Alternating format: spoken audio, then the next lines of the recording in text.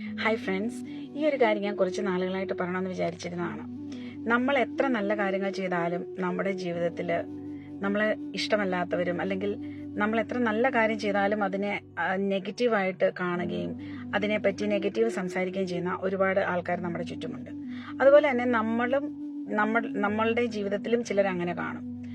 അവർ ചെയ്യുന്ന കാര്യങ്ങൾ നമുക്ക് ഒരുപക്ഷെ നെഗറ്റീവായിട്ട്, അല്ലെങ്കിൽ നമുക്ക് അവരുമായിട്ട് പൊരുത്തപ്പെടാൻ പറ്റാതെ അവരൊരു നെഗറ്റീവ് ഇൻഫ്ലുവൻസേഴ്സ് ആയിട്ട് നമ്മുടെ ലൈഫിൽ കാണും.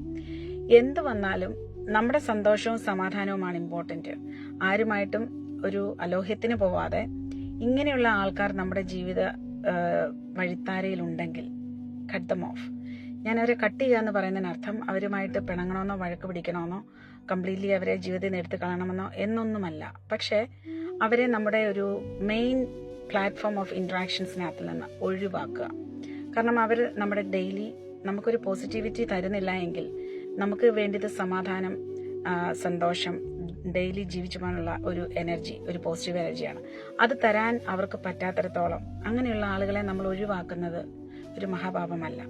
കാരണം നമുക്കപ്പം നമ്മുടെ ഫാമിലിക്ക് വേണ്ടിയിട്ട്, നമ്മുടെ ഫ്രണ്ട്സിന് വേണ്ടിയിട്ട്, അല്ലെങ്കിൽ നമ്മുടെ സമൂഹത്തിന് വേണ്ടിയിട്ട് മോർ പ്രൊഡക്റ്റീവായിട്ട് നല്ല കാര്യങ്ങൾ ചെയ്യാൻ പറ്റും. സോ നെഗറ്റിവിറ്റിയെ ഇഗ്നോർ ചെയ്യുക. That's it. Thank you.